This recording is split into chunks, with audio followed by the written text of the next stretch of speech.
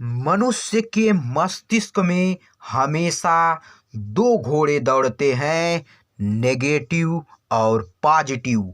जिसको ज़्यादा खुराक मिलता है वही जीतता है।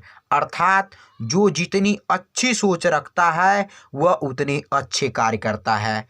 स्वागत है दोस्तों हमारे इस YouTube channel Satish Chauhan study point में। तो आज की इस वीडियो में हम लोग हिंदी कक्षा 11 पद्य पाठ 5 मैथिली शरण गुप्त की रचना पंचवटी के बारे में अध्ययन करेंगे। तो चलिए शुरुआत करते हैं। सबसे पहले कवि मैथिली शरण गुप्त के जीवन परिचय के बारे में देख रहे हैं, फिर आगे बढ़ते हैं। मैथिली शरण को राष्ट्र कवि की मानक उपाधि से सम्मानित किया गया है कि राष्ट्र कवि मैथिली शरण गुप्त का जन्म सन 1886 ईस्वी में चीरगांव जिला झांसी में हुआ था। इनके पिता सेठ रामचरण जी राम भक्त और काव्य प्रेमी थे। उन्हीं से गुप्त जी को काव्य संसार प्राप्त हुआ। इन्होंने कक्षा 9 तक ही विद्यालय शिक्षा प्राप्त की थी, किंतु स्व अध्यास से अनेक भाषाओं के साहित्य का ज्ञान प्राप्त किया। इन्होंने बचपन में ही काव्य रचना करके अपने पिता से महान कवि बनने का आशीर्वाद प्राप्त किया। महावीर प्रसाद द्विवेदी के संपर्क में आने के बाद उनको अपना गुरु मानने लगे। पैतृक संपत्ति के रूप में प्राप्त गुरु गुप्त जी के संस्कार को द्विवेदी जी ने संवारा एवं सजाया। द्विवेदी जी के आदेश पर गुप्त जी ने सर्वप्रथम भारत भारती नामक काव्य ग्रंथ की रचना कर युवाओं में देश प्रेम की सरिता बहा दी। गुप्त जी गांधी जी के स्वतंत्रता आंदोलन के प्रभाव में आए और उन्होंने सक्रिय भाग लिया। उन्होंने देश प्रेम, समाज सुधार, धर्म, राजनीति, भक्ति आदि सभी विषयों पर रचनाएं की। राष्ट्रीय विषय पर लिखने के कारण ये राष्ट्रीय कवि कहलाए। सन 1948 ईस्वी में आगरा विश्वविद्यालय द्वारा तथा सन 1958 में इलाहाबाद विश्वविद्यालय द्वारा इन्हें डीलिट की मानक उपाधि से सम्मानित किया गया। 1954 में भारत सरकार ने पद्म भूषण की उपाधि से अलंकृत किया। हिंदुस्तान अकादमी पुरस्कार, मंगला प्रसाद पुरस्कार, साहित्य वाचस्पति पुरस्कार से भी इन्हें सम्मानित किया गया। 2 बार ये राज्यसभा के सदस्य भी मनोनीत हुए। इनका देहावसान 12 दिसंबर 1964 को हो गया। तो चलिए अब इनकी रचना मैथिली शरण गुप्त की रचना जो पंचवटी है उनके बारे में अध्ययन करते हैं।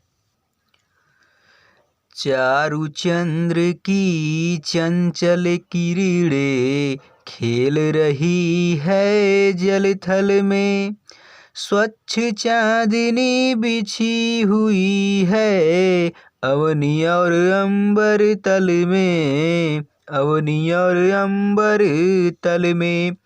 पुलक प्रकट करती है धरती हरित तृणों की नोकों से, मानो झूम रहे हैं तरु भी मंद पवन के झोंकों से, मंद पवन के झोंकों से।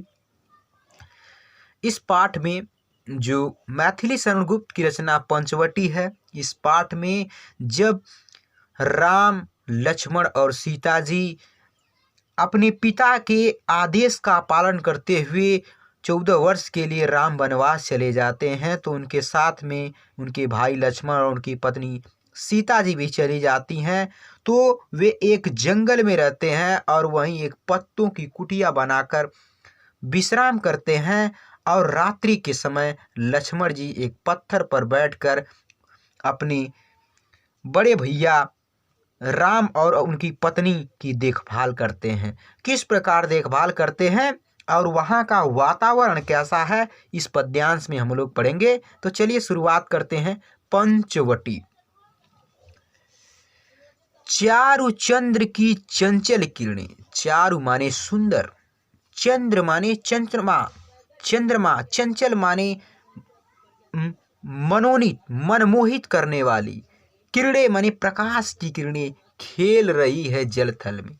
जल माने पानी, थल माने स्थल में। यानी इस पद्यांश में कवि मैथिली शरण गुप्त जी पंचवटी के प्राकृतिक सौंदर्य का सजीव वर्णन किया है। किस प्रकार वर्णन किया है देखिए। कवि कहते हैं कि सुंदर चंद्रमा की किरणें जल और थल में चारों तरफ फैली हुई है। स्वच्छ चांदनी बिछी हुई है अवनी और अंबर तल में। स्वच्छ माने साफ, सुंदर, चांदनी माने चंद्रमा की चांदनी, चंद्रमा की मनमोहक किरणें, स्वच्छ निर्मल किरणें, अवनी माने धरती, अंबर माने आकाश, तल माने किनारे में, कि चंद्रमा की चांदनी पृथ्वी और आकाश में चारों तरफ निर्मलता फैलाए हुए फैली हुई है, अर्थात चारों तरफ स्वच्छ निर्मल किरणें दिखाई दे रही हैं। पुलक प्रकट करती है धरती हरित तृणों की नोकों से। पुलक माने पुलकित हो जाती है, प्रकट माने दिखलाती है, धरती माने धरती, कि धरती पुलक उठती है, आनंदित हो उठती है हरित तृणों की नोकों से। हरित माने हरे, तृणों माने तिनकों की नोकों से। यानी कवि बता रहे हैं कि मानो वे पृथ्वी के सुख से रोमांचित हो रहे हैं और वहां के सभी वृक्ष मंद मंद वायु के झोंकों से झूमते हुए नजर आ रहे हैं। तो इस पद्यांश में काव्यगत सौंदर्य के अंतर्गत भाषा, खड़ी बोली, अलंकार, अनुप्रास, उत्प्रेक्षा व मानवीकरण अलंकार का प्रयोग किया गया है। रस श्रृंगार रस है, गुण माधुर्य है। चलिए आगे बढ़ते हैं।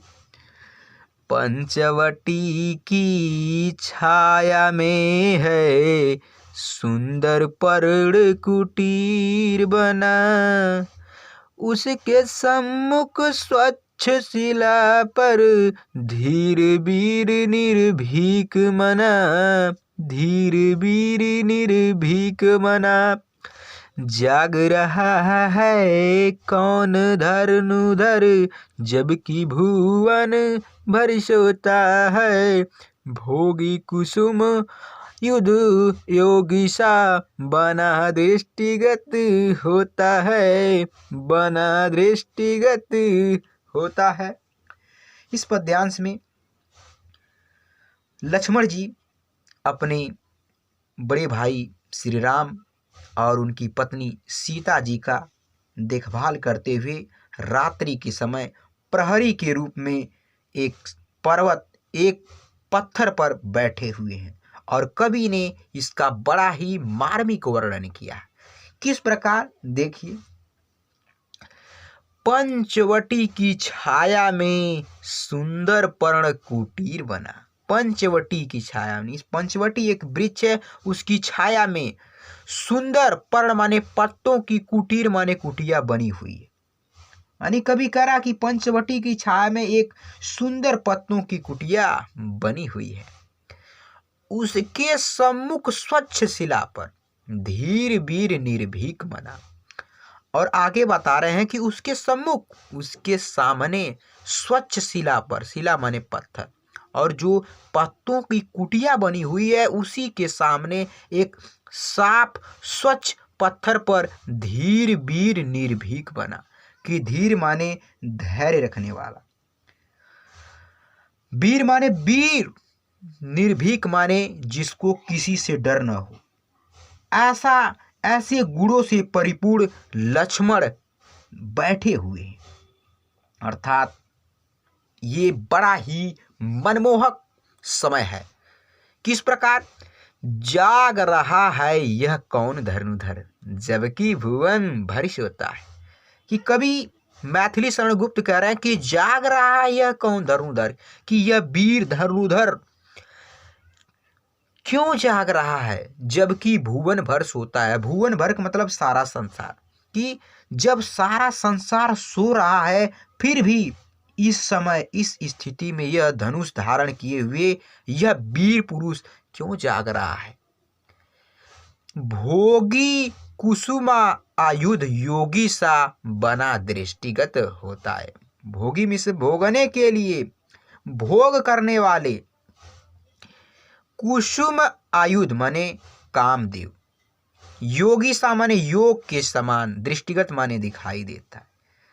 यानी यह वीर ऐसा दिखाई पड़ता है जैसे भोग करने वाले कामदेव यहाँ योगी बनकर आ बैठे। तो इस पद्यांश में काव्यगत सौंदर्य के अंतर्गत अलंकार, अनुप्रास और उपमा है, रस शांत रस का प्रयोग किया गया है। ठीक है दोस्तों, वीडियो पसंद आया तो इसे लाइक और शेयर करिएगा। ठीक है, अगले वीडियो मिलते हैं, तब तक के लिए बाय बाय, धन्यवाद।